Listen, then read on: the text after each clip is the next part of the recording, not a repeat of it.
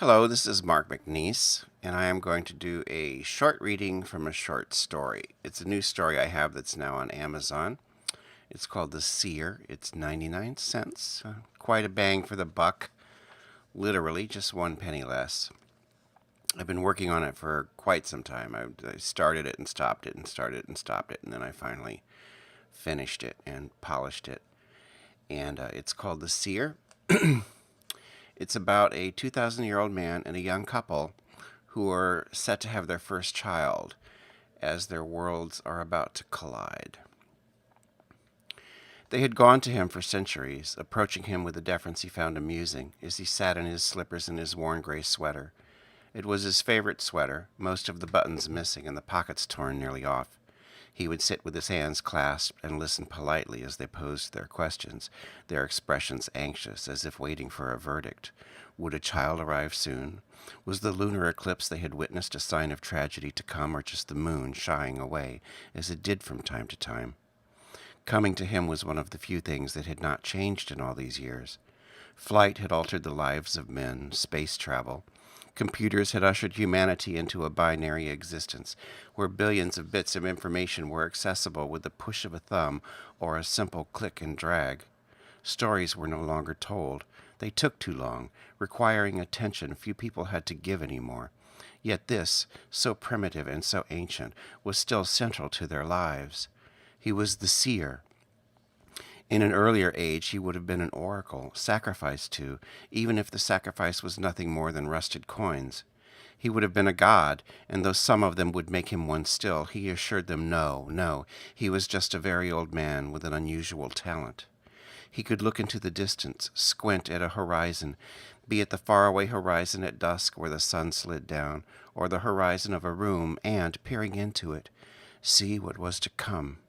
It was like listening intently and hearing the silence between thoughts. To him it was not much more than that, but to them it was supernatural.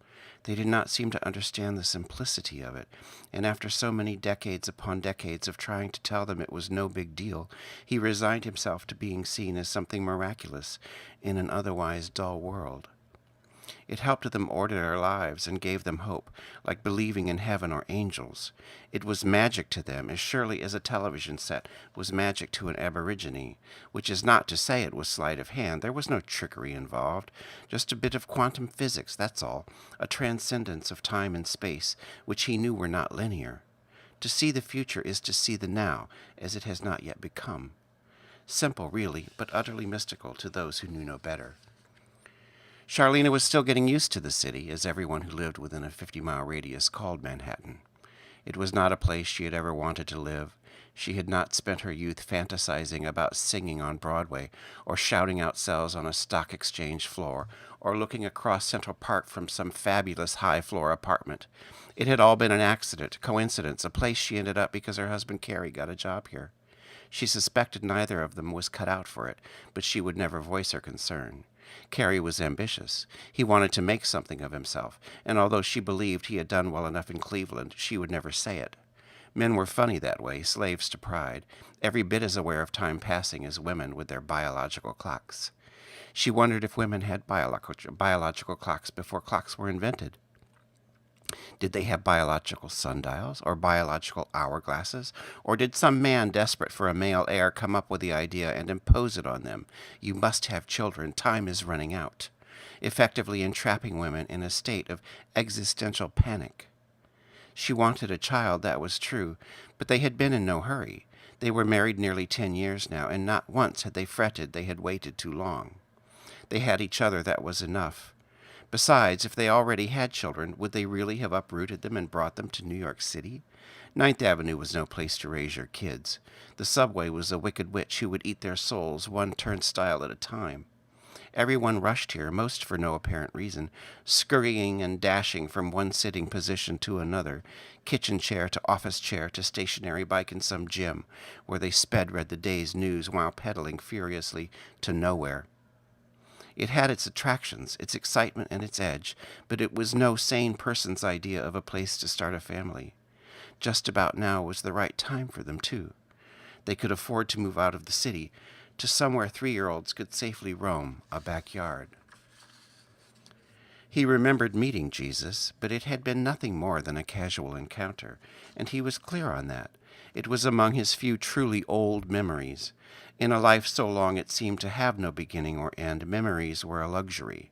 They took up space in the mind, and eventually, after so many centuries, most had to be discarded to make room for a few. Speaking to the great rabbi along a dusty road one late afternoon was among them.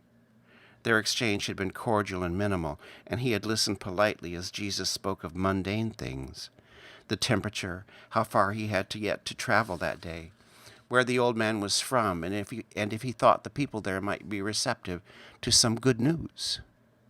Those who came to the seer assumed things because of this chance encounter, that he had secret knowledge, that the Lord had taken him aside as he had done with others and told him things beyond mortal comprehension. He knew at the time he was in the presence of someone extraordinary, but nothing intimate passed between them. They were two men on a road who happened upon one another, nothing more. Yet it gave his encounters with the curious and the desperate an unnecessary gravity he pooh-poohed.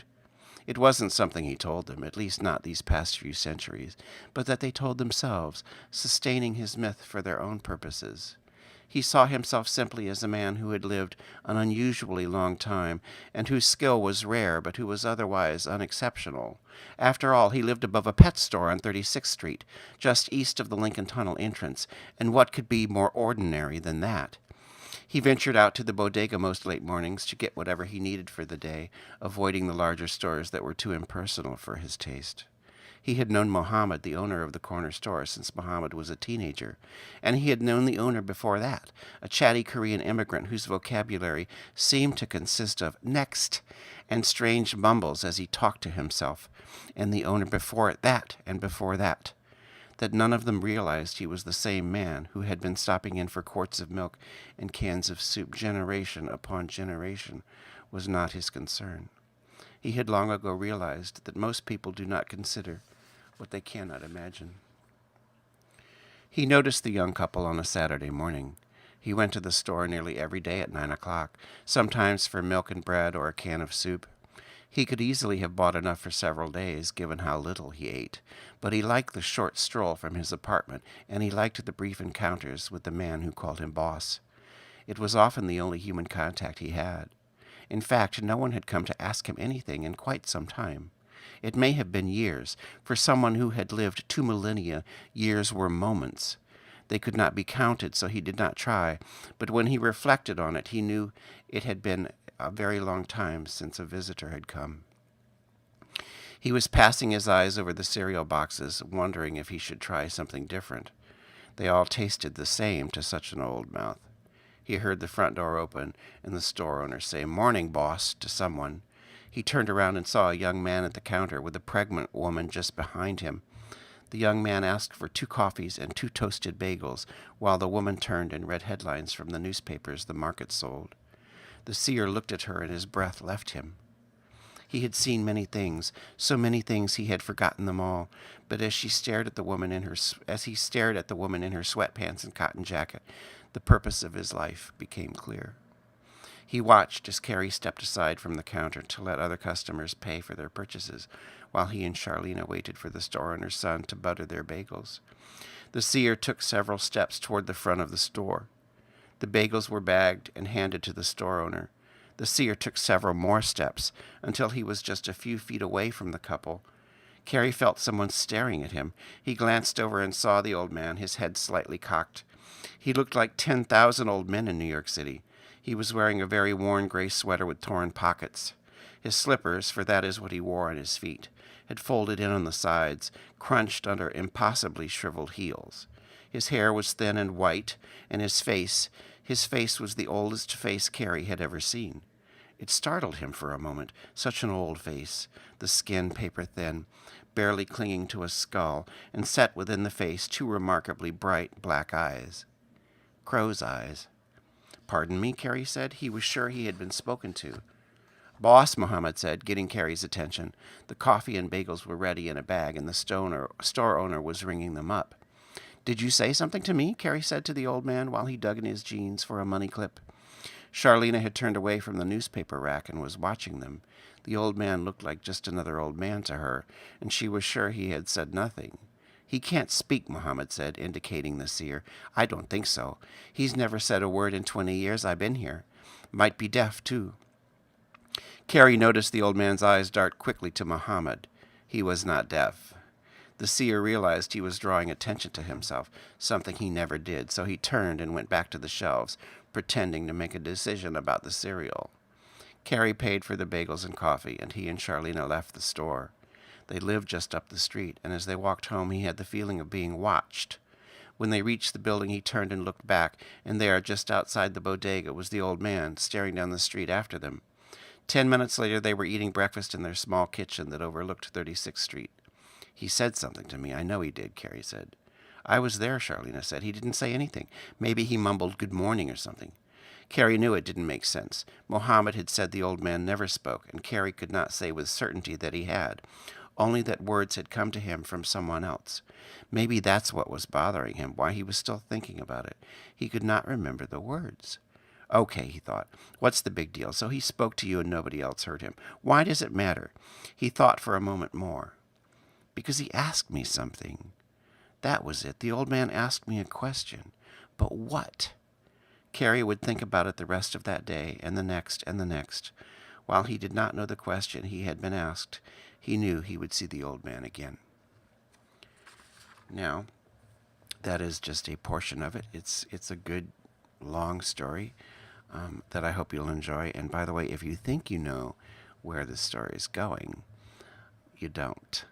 So you can find it on Amazon. Just search for The Seer, S-E-E-R, McNease, M-C-N-E-A-S-E. That's my last name. I would put them all in there, or The Seer. Who knows what will come up with that. Or you can go to my, just search for Mark McNease on Amazon, and all of my books are there. I've got my Kyle Callahan Mysteries. 2 books are out on that. 2 short story collections, and another fiction short, as I call them, called Rough and Tumble. Rough and Tumble were not their names by birth. It's I refer to it as a dystopian love tragedy about 2 men living in an unpleasant and unusual future. So check it out. Again, it's only 99 cents. And enjoy the read one way or the other. Thanks for listening to the clip, and hopefully you'll get the story and find out what happens. Thanks.